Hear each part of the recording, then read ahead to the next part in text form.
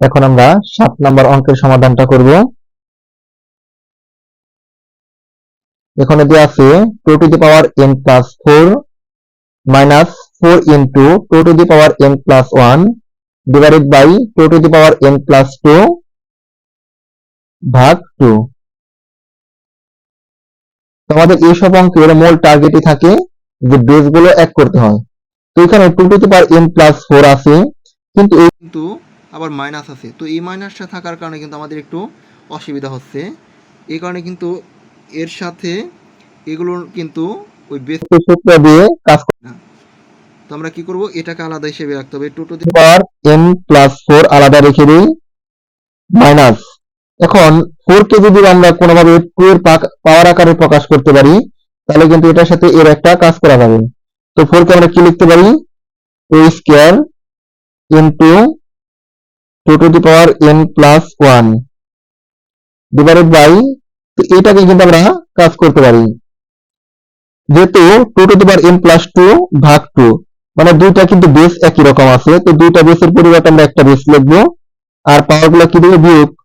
তো n plus 2 আর সূত্রে minus, কারণ ভাগ থাকলে পাওয়ার গুলো মাইনাস হয়, মাইনাস এই টু দিতে কত আছে 1, তো এখানে কিন্তু 1 দিতে হবে।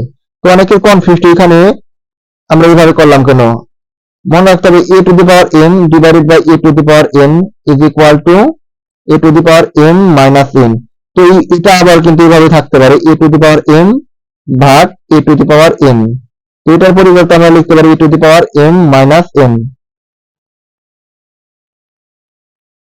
এখন 2 to the power n plus 4 এটাকে আমরা ঠিক রেখে দিই, কারণ এটা এখনো কিছু করা যাচ্ছে না। তো মাইনাস আছে, মাইনাস। এখন এই দুইটা কিন্তু আবার গুণে আছে, তো গুণে থাকার দরুন আমরা কি করব, বেস মিল আছে, তো দুইটা বেসের পরিবর্তে একটা বেস পাওয়ার গুলো যোগ করে দেবো। তো 2, এটা সূত্রের প্লাস, তারপরে যে পাওয়ারটা ছিল সেটা লিখবো n প্লাস 1, আর নিচে যা ছিল সেটা একটু লিখে দিই, n আছে n। এখন 2 এবং 1 এরা কিন্তু বিয়োগ হয়, তো 2 থেকে 1 গেলে কত হয়, 1, মানে প্লাস 1।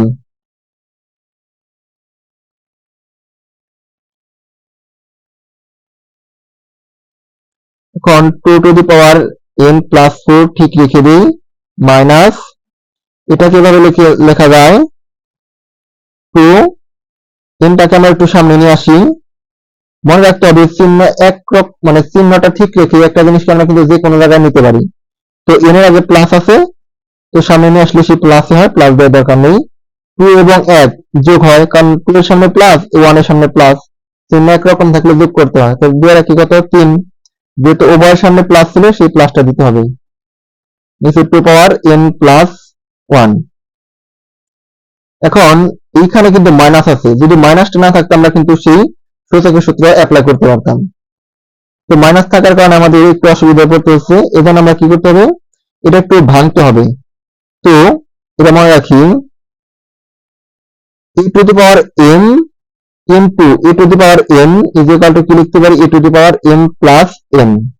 তার মানে কোন জায়গায় যদি a to the power m into e two the power n থাকে, তার পরিবর্তে আমরা লিখতে পারি a to the power m plus n।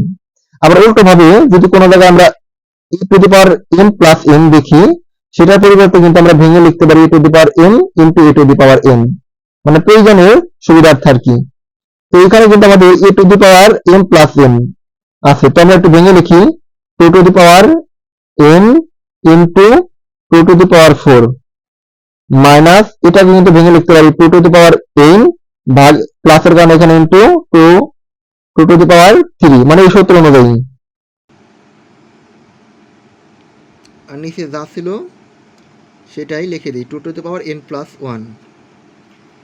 এখন এইখান থেকে তো আমরা কিন্তু কিছু কমন নিতে পারি। কমন মানে কি, ভাগ করা, মানে যে জিনিসটা সবার মধ্যে আছে। তো এখানে 2 টু দি পাওয়ার n আছে, এইখানেও কিন্তু 2 টু দি পাওয়ার n আছে। তো আমরা 2 to the power n common নিব, কমন নিলে একটা কি দিতে হবে, ব্র্যাকেট।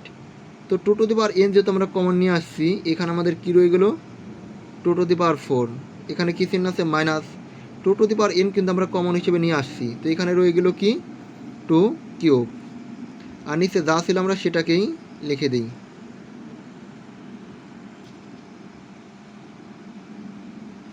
তো 2 টু দি পাওয়ার n এখন 2 টু দি পাওয়ার 4 মানে কত 16, কারণ 2 টু দি পাওয়ার 4 মানে 2 কয়বার 4 বার, 2 গুণ 2 গুণ 2, তো 2 দুগুণে 4, 4 দুগুণে 8, 8 দুগুণে 16, মাইনাস 2 কিউব, 2 কিউব মানে 2 কয়বার 3 বার, মানে 2 দুগুণে 4, 4 দুগুণে 8,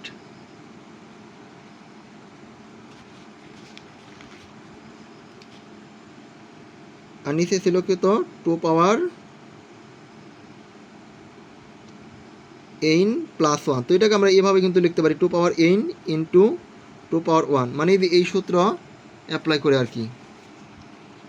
এখন এই 2 পাওয়ার n 2 পাওয়ার n কেটে যায়, এখানে 2 পাওয়ার 1 মানে কত 2, 16 থেকে যদি 8 বিয়োগ করি তাহলে কত হয় 8, এখন 8কে যদি 2 দ্বারা ভাগ করি তাহলে হয় কত 4, তো ফাইনালি এটাই আমাদের অ্যান্সার। ধন্যবাদ সবাইকে।